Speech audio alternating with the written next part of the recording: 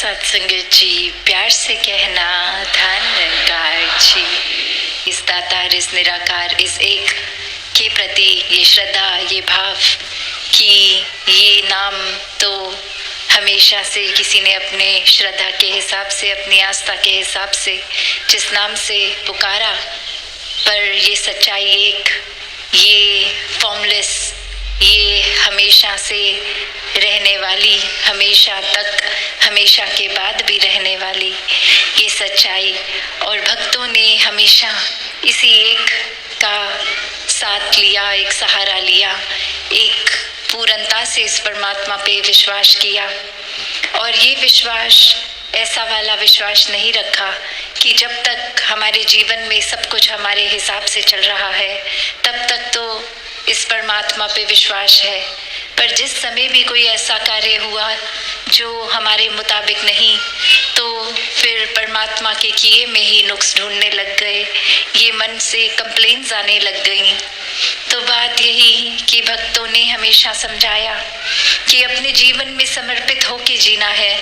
ये परमात्मा के हर पल में जो जो भी ये कार्य हो रहे हैं उसको सिर्फ एक मजबूरी की तरह नहीं, एक पूरे दिल से, एक रहमत की तरह मानते हुए, एक प्रसाद की तरह मानते हुए हर पल को इस तरह जीवन में डालकर आगे बढ़ना है। दातार इस तरह से इंसानों की जब ये रचना करी परमात्मा ने, तो वो कोई भेदभाव तो नहीं हुआ। एक कोई संसार की रचना में जैसे एक पैदाइश हुई है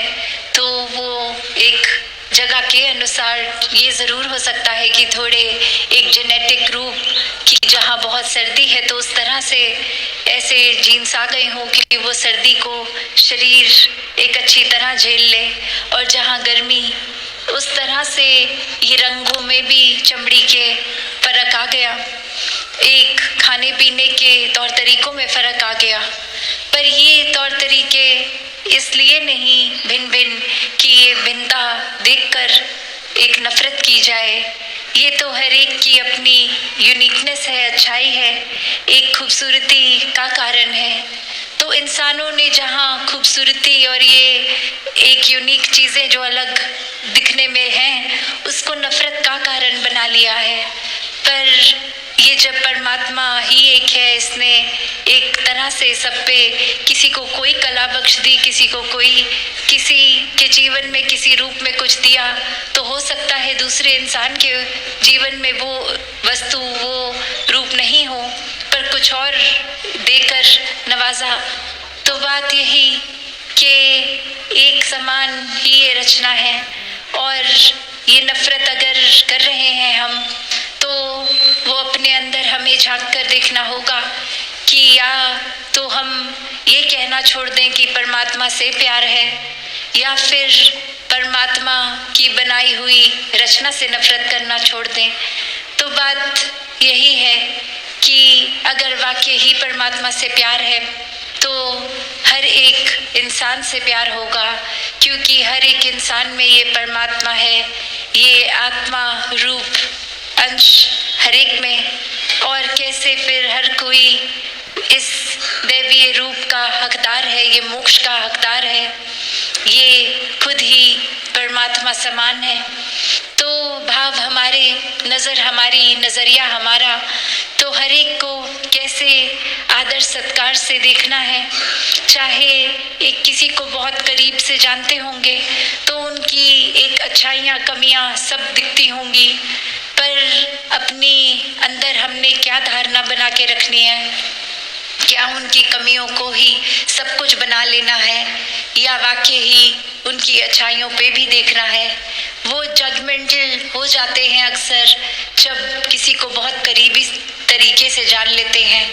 और वहीं जो इंसान हमें पता नहीं कौन है उसके लिए मन बहुत ही न्यूट्रल होता है, मन में अभी कोई धारणा उस तरह से नहीं बनी होती, और एक उस रूप में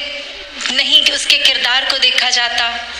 तो बात वही कि अगर हम किसी और के प्रति ये कर सकते हैं तो अपने करीबी के प्रति क्यों नहीं। फिर हम ऐसा क्यों मान लेते हैं कि ये इंसान तो ऐसा ही है, ये जीवन में कभी बदल नहीं सकता।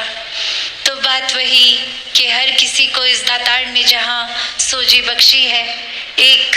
उनके स्वभाव में अलग अलग तरीके बख्शे हैं, तो वो स्वभाव शायद हमें पसंद ना भी हो तो भी ये ज़रूरी नहीं कि हमें पसंद नहीं तो वो स्वभाव गलत स्वभाव है। तो बात यही कि हर एक में एक जब परमात्मा दिखता है तो सभी अपने दिखते हैं, सभी का स्वभाव अच्छा लगता है, सभी पूजनीय लगते हैं। तो ये नज़रिया हमें अपने अंदर लाना होगा कि एक समान, ये समदृष्टि का भाव कि एक अगर हम चाहते हैं कि हर तरफ सुकून हो, अमन हो, शांति हो, प्यार हो, सत्कार हो, तो वो हमें भाव पहले अपने अंदर लाने होंगे। अगर हम ही वो रिसेप्टिव मोड में ना जाएं कि हम ही एक चीज़ें होते हुए भी महसूस नहीं कर सकते, तो कितनी चीज़ें अच्छी ऐसी आसपास हो रही हैं जो हम अनदेखा कर लेते हैं। वो फिर हम खुद को ही उस तरह एक ऐसी दीवार अपनी रास्ते में खुद बना लेते हैं कि ये अच्छाइयाँ होते हुए भी हम तक नहीं पहुँच पा रही। और वहीं जहाँ हम खुद के अंदर सारे गुणों को डाल लेंगे तो फिर हम भी तो हर एक तक वो अच्छाइयाँ ही पहुँचाएंगे। फिर एक हम कारण वही बन जाएंगे जो किसी को दुख नहीं, एक सुख पहुँचाने का जरिया बनेंगे। तो ऐसा जीवन तो कोई भी जी सकता है जिसके जीवन में ये परमात्मा है, ब्रह्म ज्ञान है। तो एक सफल जीवन, एक मुबारक जीवन, एक वाकई ही मनुष्य के शरीर में होते हुए मनुष्यता झलकाता हुआ जीवन, हर एक के हिस्से ऐसा जीवन आ सकता है। और हर कोई इस फिर नज़रिए से हट जाता है, अपने पराये के नज़रिए से। सभी को एक पूरे संसार में जाने अनजाना हर व्यक्ति अपना लगता है। ये सेवा भाव फिर हर एक तक पहुंचता है और फिर ये वाकई ही मन के अंदर मानवीय गुण इस तरह रच जाते हैं कि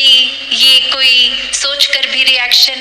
नहीं देना होता। एक खुद ब खुद ये जिस तरह हमारे अंदर जो है वो बाहर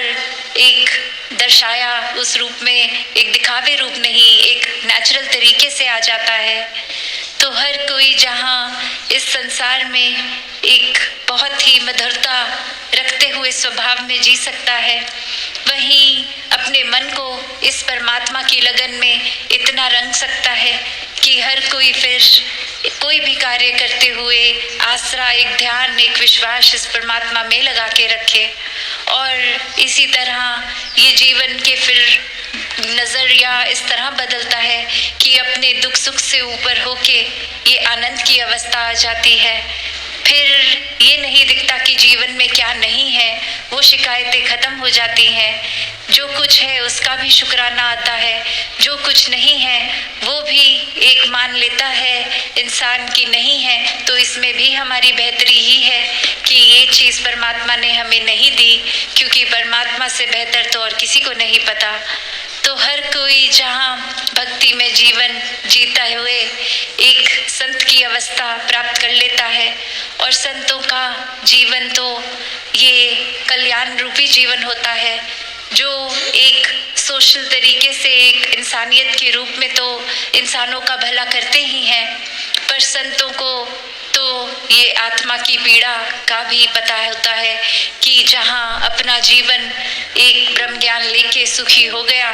और ये सुखी कोई दुनियावी धन दौलतें हासिल करने का नाम नहीं, ये आत्मा को सुखी करने की बात है। और संतों ने जब अपने जीवन में ये खुद देख लिया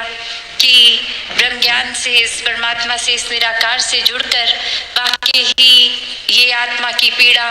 एक खत्म हो जाती है, वहीं फिर संतों का यही स्वभाव है कि वो कोशिश में लगे रहते हैं कि हर कोई इंसान अपनी इस पीड़ा से मुक्त हो जाए, एक आत्मा को अपना निज घर का पता चल जाए कि जीते जी भी इस परमात्मा के रंग में रहेंगे तो जीवन बहुत ही सहज आराम से निकल जाएगा।